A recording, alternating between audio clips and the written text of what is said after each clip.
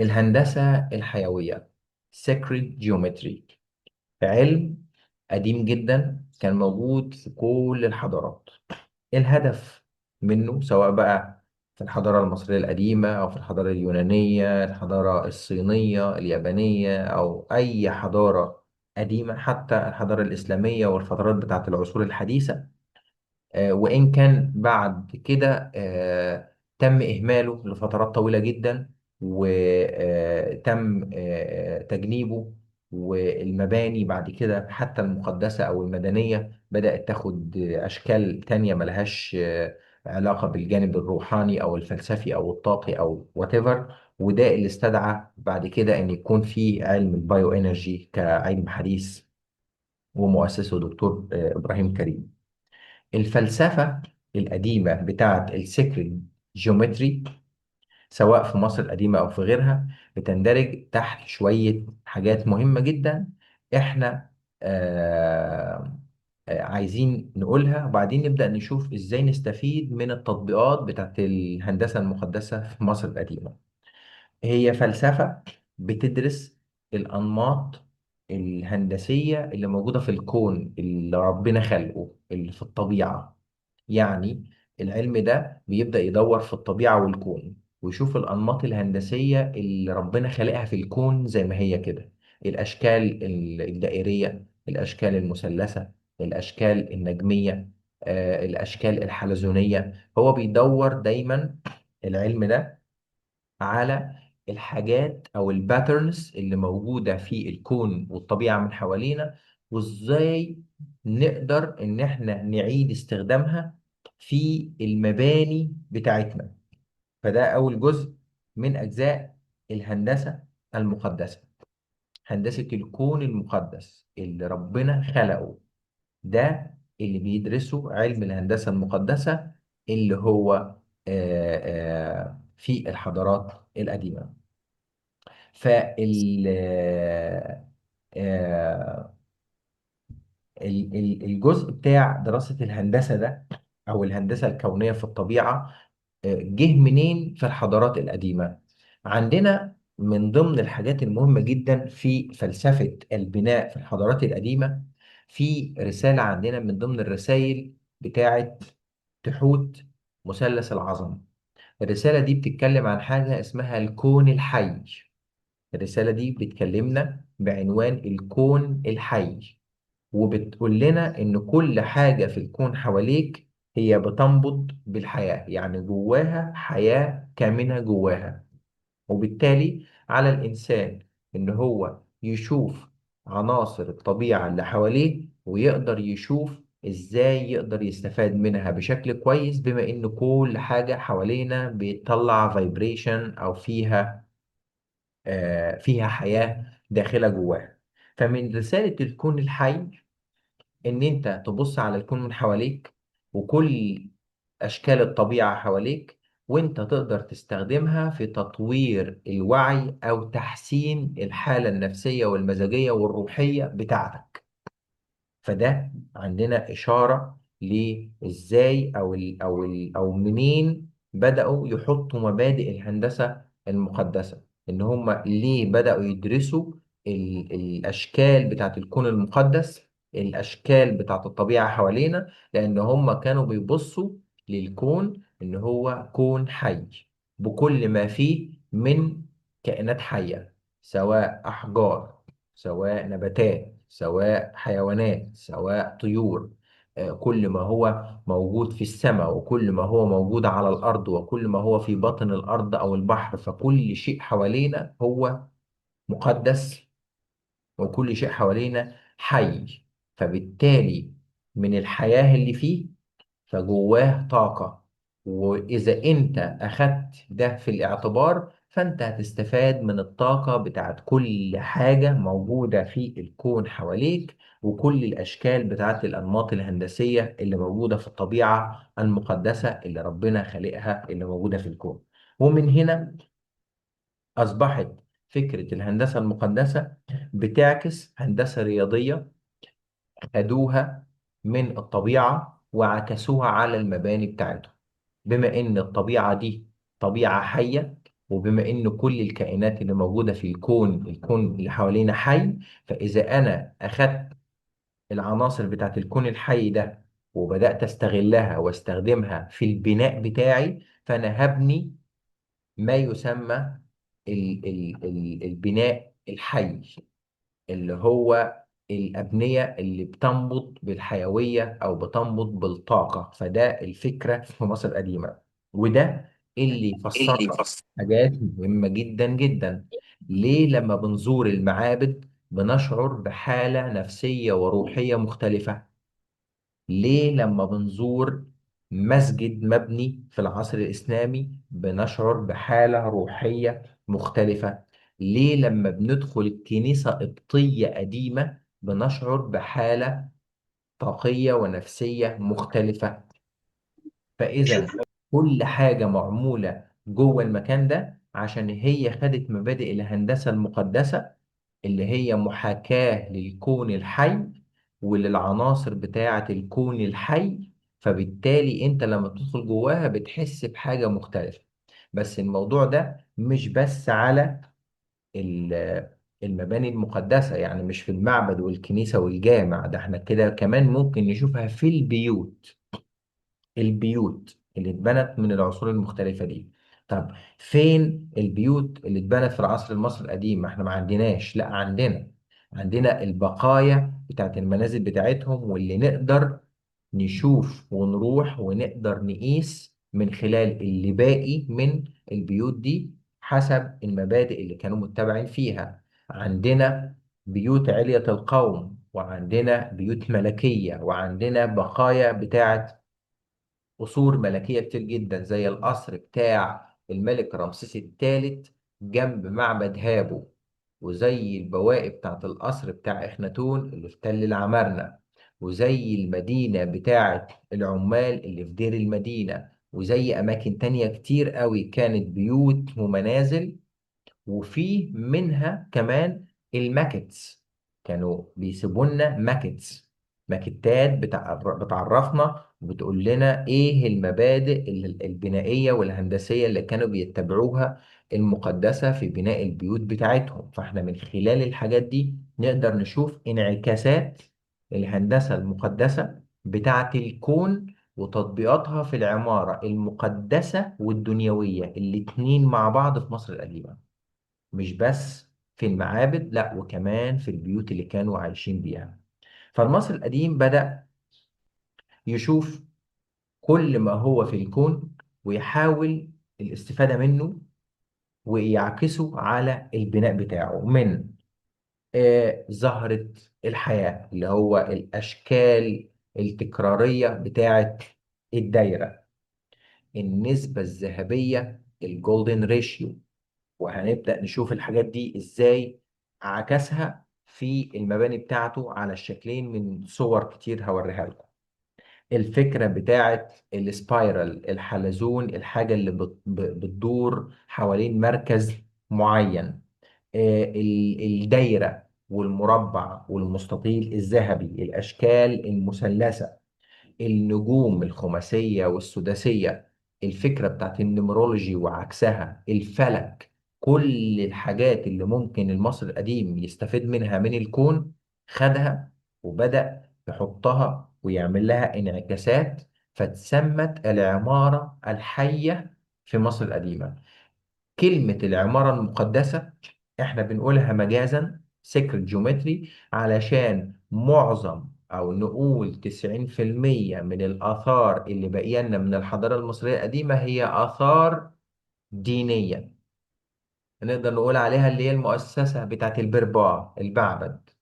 لكن ده ما يمنعش انه استخدم نفس الاسس والمبادئ بتاعت الهندسه المقدسه في المباني الدنيويه او المدنيه اللي فيها البيوت والحياه بتاعته.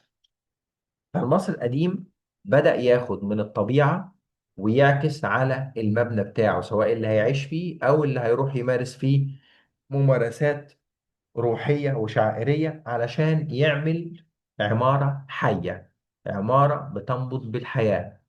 وبدأ يحط ليها أسس كتير. فتعالوا نشوف صور، وتعالوا نشوف الأسس اللي بدأ يحطها على النوعين من المباني، الأسس اللي اختارها عشان يبني المعبد، والأسس نفس الأسس اللي مشى عليها لما قرر إن هو يبني البيت بتاعه. فبالتالي لما بنروح الأماكن، سواء زرنا المواقع اللي فيها بقايا البيوت بتاعتهم، أو زرنا المعابد بتاعتهم، أو زرنا الأهرامات بتاعتهم، فإحنا لو قسنا طاقة المكان هنبدأ نشعر حتى بيها. مجرد إن أنت تبقى موجود في الأتموسفير بتاع المنطقة نفسها، هتحس إن الطاقة بتاعتك والشعور بتاعك، التوليد بتاع الجوانب الحيوية والنفسية والروحية مختلف كتير جدا جدا مجرد زيارتك للمكان. فاحنا بنبدأ نشوف ايه النسب اللي على اساسها كانوا بيقيسوا الطول والعرض، سواء بتاع المعبد او البيت، هنلاقيها واحدة. اختيار اللوكيشن هنلاقيه واحد. اختيار الاكس في المعبد والبيت هنلاقيه واحد. المساحات هنلاقيها واحدة. المحاور الفلكية هنلاقيها واحدة. دمجه ما بين العناصر الطبيعية، وهنا حتة مهمة جدا، ما بين العناصر الطبيعية بتاعت الأحجار في بناء البيوت أو المعابد هنلاقيها واحدة. استخدامه لنوع الفكرة بتاعت الفراغ والمبنى، واختياره لطريقة وضع الممرات والمساحات الفاضية هنلاقيها واحدة. استخداماته للتصميم علشان يعمل صوت ايكو، وعشان يعمل الإضاءة اللي تدي الانطباع الروحي هنلاقيها واحدة في البيت وفي المعبد. فبالتالي استخدامه حتى للرموز كزخرفة للمعبد أو للبيوت هنلاقيها واحدة. فتعالوا نشوف عن طريق مجموعة من الصور، ونيجي نحكي إيه الحاجات المميزة أو إيه الأجزاء اللي شكلت الفكر المصري القديم والوعي المصري القديم ساعة ما كان استخدم فكرة الهندسة المقدسة كعلم في الإنشاءات بتاعته، سواء المعمار المقدس الديني أو سواء المعمار المدني أو الدنيوي. أول حاجة بتسترعي انتباهنا في الفكرة إذا بصينا على الخريطة المصرية بتاعت المواقع، سواء المواقع بتاعة المباني المقدسة أو سواء المواقع حتى بتاعة المباني الدنيوية بتاعته، هنلاقي في حاجة مهمة جدا بتبدأ تشد انتباهنا في الأول. هنلاقي فكرة الأكس. فكرة الأكس وفكرة اللوكيشن، الاتجاه. أول حاجة مهمة جدا جدا لما كان بيعملها، لو قبل ما نبدأ في حتة الاتجاه واللوكيشن، مهم قوي نعرف إن مين كان مسؤول في مصر القديمة عن الإنشاء. مين المهندسين المعماريين في مصر القديمة؟ مين المهندسين اللي بيعملوا الأوتر ديزاين والإنتيريور ديزاين، سواء بتاع المعبد أو البيت؟ هل أي حد كده كان بيجي يصمم ويبني على طول، ولا حد معين؟ في مصر القديمة وأكوردنج للنصوص المصرية القديمة، كان في فئة رسمية، سواء اللي بيبنوا المباني المدنية أو الدينية، هم فقط المسؤولين عن البناء والتخطيط العمراني في مصر القديمة. حم نترو سيشات، علماء سيشات. مين هي سيشات؟ سيشات ربة العلوم السبعة، سيشات ربة الفنون السبعة، سيشات والكهنة أو العلماء بتوع الشعب. فخلينا نقول عليهم علماء أكتر، لأن كلمة كهنة بتحددهم في حتة جوانب دينية، لكن هم كانوا علماء. طيب إيه هي العلوم السبعة بتاعت سيشات؟ عندنا من ضمن العلوم السبعة المهمة جدا واللي لها علاقة بالفكرة بتاعت البناء الحي، العمارة الحية، السكريت جيومتري في مصر القديمة، إن هم من ضمن تخصصاتهم اللي على اساسها بيبنوا ويختاروا اللوكيشن ويختاروا الماتيريال ويختاروا كل حاجه ويحطوا الديزاين البيرفكت، ان هم علماء نيمرولوجي. رقم واحد، هم عندهم خلفيه بعلم الارقام. رقم اتنين، علماء في الهندسه المقدسة اللي هي دراسة الأشكال، الديفاين باترنز الموجودة في الطبيعة والتأثير بتاعها.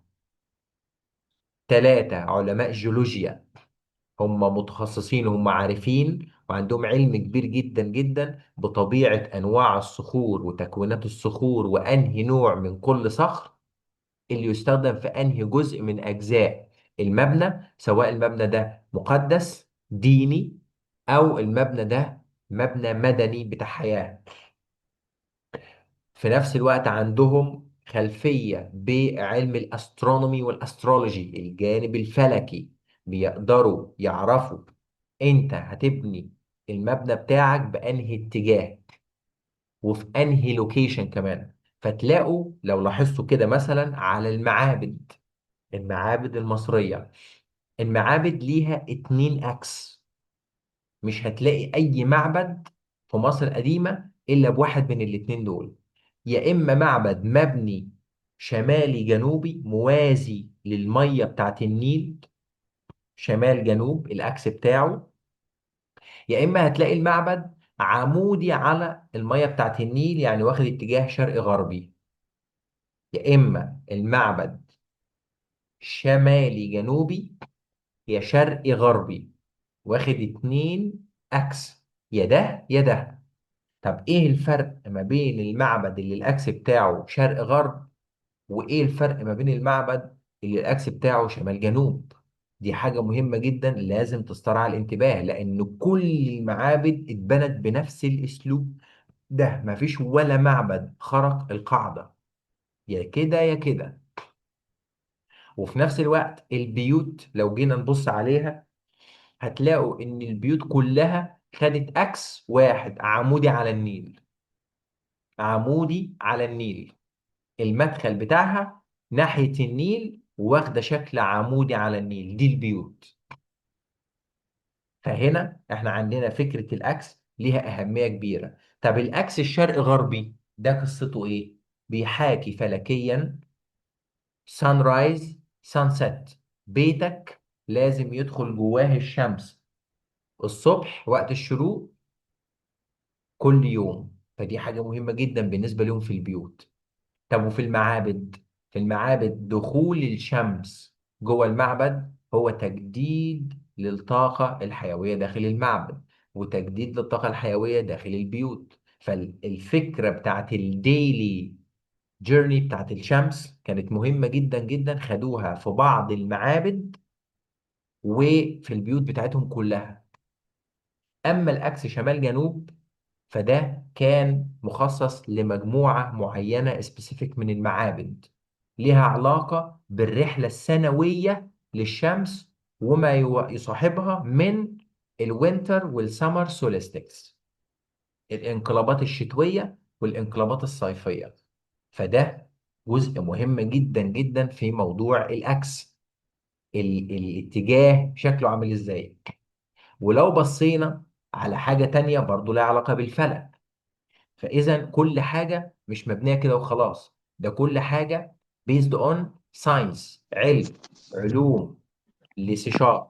سيشارت دول في علماء بتوع سيشارت، علماء الفنون السبعة، أو العلماء اللي عندهم باك جراوند عن العلوم السبعة. ومن أهم العلوم السبعة اللي تخص لقائنا النهاردة هو علم هندسة الأشكال المقدسة في الطبيعة، الهندسة بتاعت الجيولوجيا، هندسة الأرقام، هندسة الفلك. فكل الحاجات دي لما تجتمع مع بعضها تديلك بناء حي، عمارة حية، سواء كانت دينية أو مدنية.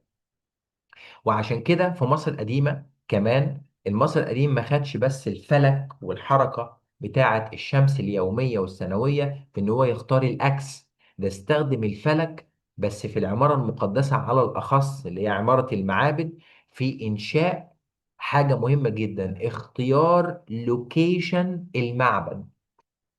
وده من ضمن الحاجات المهمة أوي أوي أوي اللي بتخليكم تحسوا ليه في الأماكن دي فيها طاقة. لوكيشن المعبد، يمكن ما اهتمش بالجزء بتاع اللوكيشن قوي في البناء العمارة الدنيوية، لأن العمارة الدنيوية موجودة على طول مجرى نهر النيل من الشمال للجنوب. لكن لما حب يعمل العمارة المقدسة بقى في نقط طاقية معينة، فهو بنى واختار اللوكيشن بتاع كل معبد بناء على حاجة اسمها سيبات. سيبات في مصر القديمة معناها الحدود. سيبات في مصر القديمة معناها إقليم. سيبات في مصر القديمة معناها كونستليشن، معناها مجموعة نجمية. مجموعة نجمية. لذلك تلاقي أسماء الأقاليم في مصر القديمة يقول لك إيه ده؟ إقليم تاسيتي، أرض الأقواس أو إقليم القوس، اللي هو أسوان وإليفانتين وكومومبو. ده اقليم وسس حر، ده اقليم العرش او المسبح بتاع حورس منطقه ادفو. ده اقليم وسط الصولجان، ده منطقه الاقصر. فلما قسم الاقاليم بالشكل ده هو مش مقسمها كده وخلاص اعتباطا، ده مقسم الاقاليم المصريه بالطريقه دي لان كل اقليم في الارض، على الارض في الجغرافيا بيواجه كونستليشن مهمة جدا جدا في السماء. وبالتالي كل معبد إلى جانب الطاقة الحيوية اللي هو بياخدها من الأكس ومن الماتيريال ومن حاجات هنتكلم عنها، هو كمان بيستمد طاقة من اللوكيشن بتاعه الأكوردنج للأسترونومي، لأن الفلك كان من ضمن العلوم المهمة جدا لبناء هندسة حيوية، لبناء عمارة حية، لبناء عمارة مقدسة. فنلاقي التاسيتي، ارض الاقواس، المنطقه بتاعت اسوان اليفانتين كومومبو دي الايند مع ساجيتاريوس برج القوس.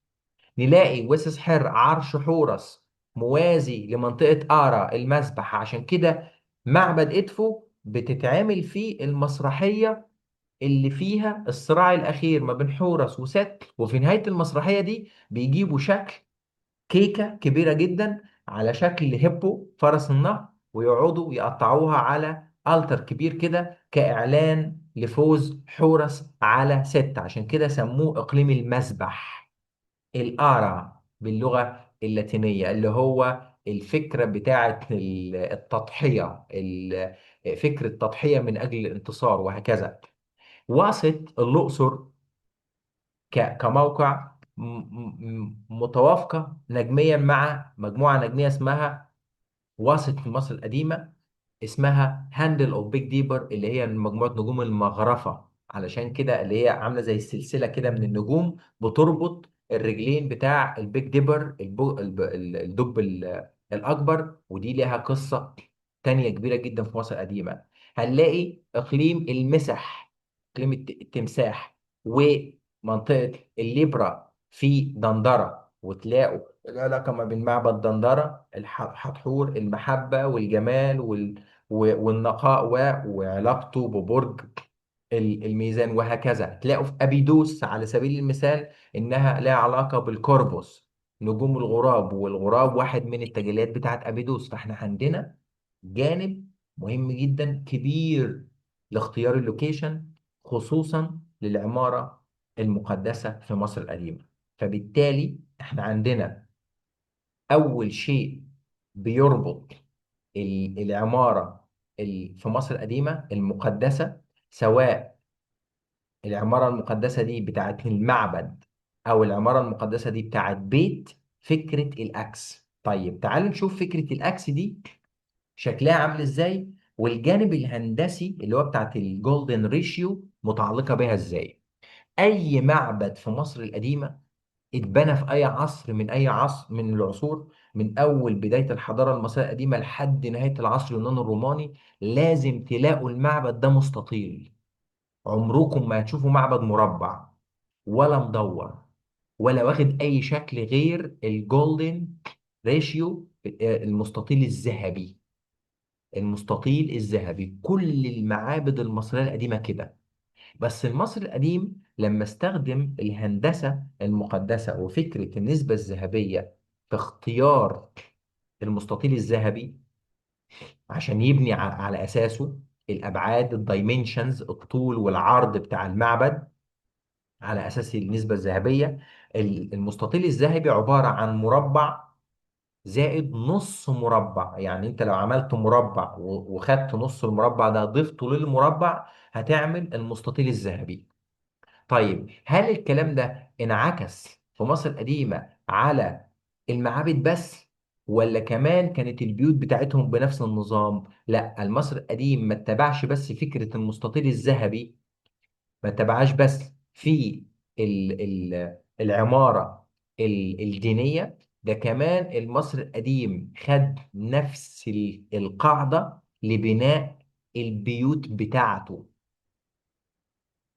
ففكرة المستطيل الذهبي هي افضل الافكار او الجولدن ريشيو بتاعه الدايمنشن اللي المصري القديم اتبعها عشان خاطر يبني حاجه حلوه، يبني بيت روحه كويسه، العماره بتاعته حيه. فهو اختار المستطيل الذهبي اللي هو عباره عن مربع بلس نص مربع، او ممكن لو هتزود المساحه يبقى مربعين ورا بعض، وهكذا. فالمصري القديم خد الفكرة بتاعت المستطيل الذهبي، المربع الذهبي، علشان خاطر يعمل التأسيس أو الدايمنشن بتاعت البيت، أو يعمل الدايمنشن بتاع المعبد. فهنلاقي ان الماكيتات، هنلاقي بواقي البيوت، هنلاقي كل الحاجات اللي لها علاقة بالمباني المدنية في مصر القديمة بتحكي لنا نفس القصة.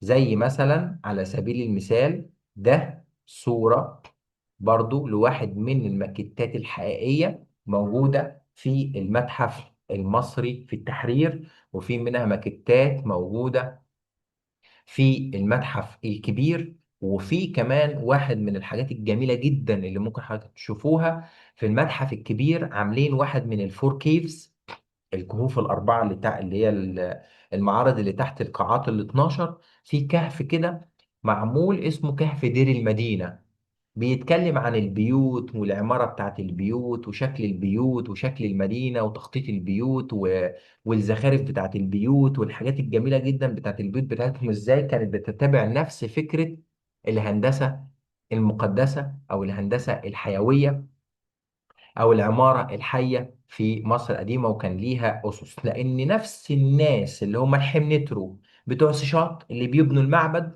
هم بس اللي معاهم ترخيص بناء، ترخيص بناء. يعني مهندسين المعماريين والمهندسين بتوع الديكور والحاجات دي في مصر القديمة ما كانش أي حد كده يقدر يشتغل وخلاص، لا، لازم ياخد لايسنس زيه زي الدكتور، لازم يتعلم وبعد كده يشتغل اسيستنت تحت التمرين، وبعدين يدوله إجازة بمزاولة المهنة. فده نفس النظام في مصر القديمة، كان في تخطيط، وكان في مدرسة لعلم الهندسة والإنشاءات المعمارية، وبعد شوية يشتغل الأول مساعد، بعدين يكون عنده الرخصة لبناء المعابد أو المباني أو المنازل على أسس هندسة مقدسة، عشان يعمل حاجة طاقية جميلة يعيش فيها الإنسان بسلام. فدي أول جزئية من الحاجات اللي احنا نشوفها، فكرة الاتجاه. اتجاه البيوت كان موازي مع الشروق والغروب بتاع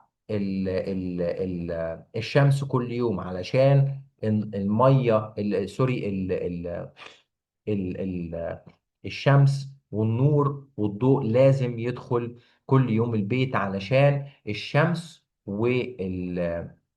الدورة بتاعتها اليومية لها إيقاع ولها تأثير على الإيقاع الحيوي للإنسان. لها تأثير على الإيقاع الحيوي للإنسان زي إيه؟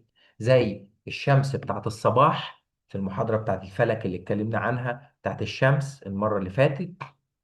الشمس في الصباح ليها طاقة اسمها سياع، والشمس في الظهيرة ليها طاقة اسمها حو، والشمس في المساء في السانسيت ليها طاقة اسمها حكا. فأنا لازم أستفاد من الثلاث طاقات بتوعت الشمس. طب هستفاد منهم إزاي وبيتي ما بيدخلوش الشمس؟ لا، أنا لازم أشوف الأكس فين واظبط البيت على الاتجاه بتاعي عشان اخلي الشمس تدخل وقت الصيام، وقت الظهر بتاع الحو، وقت الغروب بتاع الحكاه، واقدر اشوف الشمس في الثلاث اوقات واستفاد من الايقاع الحيوي بتاعها في الثلاث اوقات من ثلاث اماكن مختلفه في اليوم بتاعي.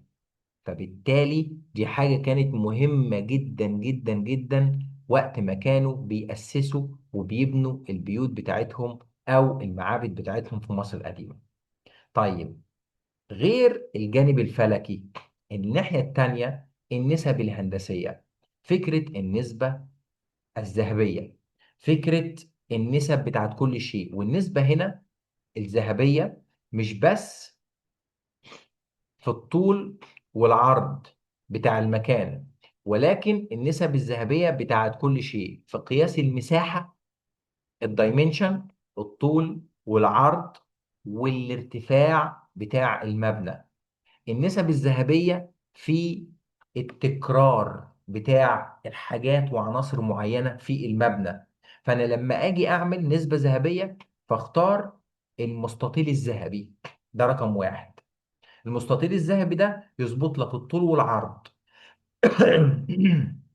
يظبط لك الطول والعرض.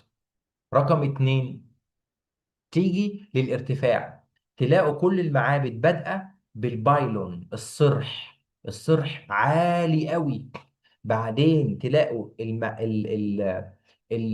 القاعات بتاعت الأعمدة أقل في الارتفاع. بعدين تدخل لقدس الأقداس أقل في الارتفاع. الفرق في الارتفاعات يسمح لنظام إضاءة كويسة جدا يدخل المعبد طول الوقت. الفرق في الارتفاع يحسسك بالعمق، بإنك كل ما بتدخل جوه بتلاقي جانب عميق أكتر وراحة نفسية أعمق وليفل أعلى spiritually. فده مهم جدا. فبدأ في مصر القديمة يعملوا الفكرة بتاعت النسبة الذهبية على نفس النظام ده. ادخل تلاقي البايلون كبير، بعد كده الكورت يارد، الفناء المكشوف، في أعمدة كتير مرصوصة بتكرار جميل هندسي بيدي لك إيقاع، في بالانس، إيقاع جمالي للعين. بعد كده تلاقي قاعة الأعمدة أقل في الارتفاع. بعد كده تدخل جوه خالص عند السنكاتشوري، القدس الأقداس، عبارة عن ضلمة كاملا وفي مصدر ضوء واحد فقط. يا إما مصدر الضوء اللي جاي ده عبارة عن فتحة من السقف بتدي لك شعاع من الضوء نازل، يا إما الضلمة، يا إما النور ده جاي من الباك دور، اللي هو الباب الخلفي اللي بيدي لك الإضاءة علشان برضو تدي لك الإيقاع أو الجانب الروحي بتاعنا. وعشان كده لما بنروح أماكن كتير زي أبيدوس على سبيل المثال، لما تدخل جوه المعبد بتاع أبيدوس تلاقي الشبابيك فيها خمس فتحات. اشمعنى خمسة في أبيدوس؟ ليه مش أربعة؟ وليه مش ثلاثة؟ وليه مش ست فتحات؟ ليه فتحة بتاعت الشباك خماسية وموجودة بس في معبد أبيدوس؟ الفتحة الخماسية مش متكررة إلا في المكان ده، علشان الرقم خمسة رقم نجمي، والرقم النجمي له علاقة بفكرة أوزير وبمعبد أبيدوس بس. لكن نلاقي الفتحات والشبابيك بتاع معبد الكرنك الجانبية عددها مختلف. وتلاقي الفتحة مثلا بتاع السنكاتوري بتاع الكرنك اللي صورته قدام حضراتكم ليها باب خلفي.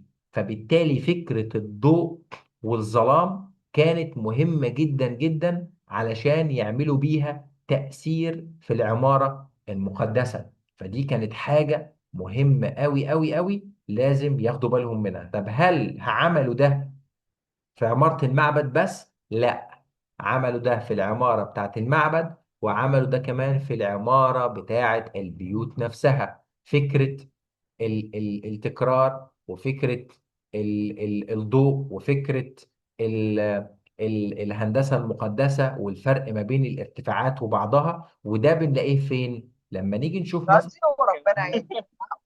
لما نيجي لا نبص لا لا، ما انا كده بقول لك. بواقي القصر بتاع الملك إخناتون اللي موجود في المنيا، هنلاقي إن من القياس بتاع الدايمنشن بتاع المكان ده وإعادة التخيل والبناء بتاعته، هنلاقي إنه مبني على نفس الأسس المقدسة والعمارة الحية بتاعت المعبد.